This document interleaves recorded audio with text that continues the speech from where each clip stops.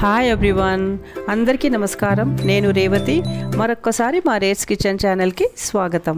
ఈరోజు వీడియోలో పప్పుల పొడి అంటే పుట్నాల పప్పుతో చేసుకునే పొడిని ఎలా చేసుకోవాలో చూపిస్తానండి.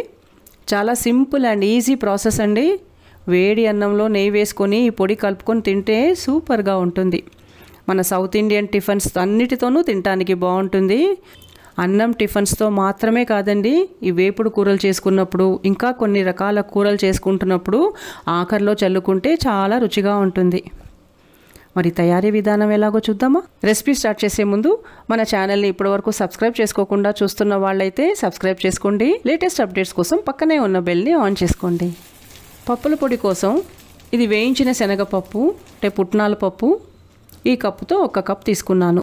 1 కప్ పప్పుకి 1/2 కప్పు ఎండు కొబ్బరి ముక్కలు, ఒక 10 నుంచి 12 ఎండుమిరపకాయలు.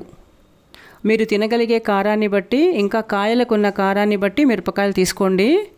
ఇక్కడ నేను 12 వరకు తీసుకున్నాను. ఇవన్నీ ఇలా రెడీగా పెట్టుకున్న తర్వాత ఒక ప్యాన్ని బాగా వేడెక్కనివ్వండి. ప్యాన్ బాగా వేడెక్కిన తర్వాత మిరపకాయలు వేసి బాగా వేడెక్కనివ్వండి. వేయించుకోవాల్సిన అవసరం లేదండి, కాయలు బాగా వేడిగా అయితే చాలు. ఇప్పుడు ఇందులోనే ఎండు కొబ్బరి కూడా వేసి ఈ కొబ్బరి కూడా వేడెక్కేటంత వరకు మిక్స్ చేస్తూ ఉండండి. ఇలా చేసుకోవటం వల్ల పొడి ఎక్కువ కాలం నిలువ ఉంటుంది. మిరపకాయలు కొబ్బరి ఇలా బాగా వేడెక్కిన తర్వాత ఒక 8 నుంచి 10 వెల్లుల్లి రెబ్బలు వేసి మొత్తానంతా ఒకసారి బాగా మిక్స్ చేసి స్టవ్ ఆఫ్ చేసేసి వేడి ప్యాన్లోంచి వీటిని తీసి మిక్సీ జార్లో వేసేసుకోండి. బాగా వేడిగా ఉన్నాయి కదండి, ఇప్పుడే మిక్సర్ ఆన్ చేయొద్దు. గోరువెచ్చగా అయినప్పుడు పౌడర్ చేసుకోండి. ఇలా కొబ్బరి పూర్తిగా నలిగే వరకు పౌడర్ చేసుకోవాలి. ఇలా కొబ్బరి బాగా నలిగింది కదండి, ఇప్పుడు ఇందులోకి పుట్నాల పప్పు, టేస్ట్కి సరిపడా ఉప్పు వేసి మిక్సీని మధ్య మధ్యలో ఆపుతూ పౌడర్ చేసుకోవాలి. ఫస్ట్ స్పీడ్లో మాత్రమే ఒకసారి తిప్పండి, ఆఫ్ చేసేయండి. ఇలా కచ్చా పచ్చాగా నలిగిన తర్వాత 1 స్పూన్ జీలకర్ర వేసుకోండి.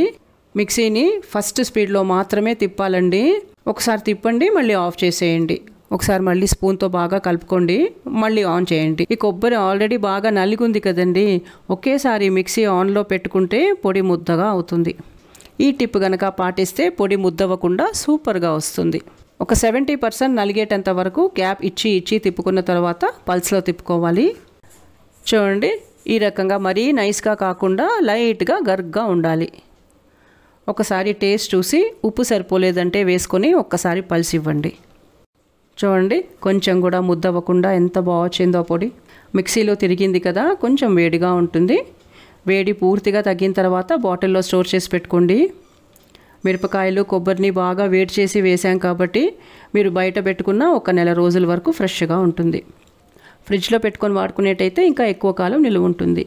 మరి ఈ వీడియో కనుక మీకు నచ్చితే లైక్ చేసి తప్పకుండా మీకు తెలిసిన వాళ్ళందరితోనూ షేర్ చేయండి.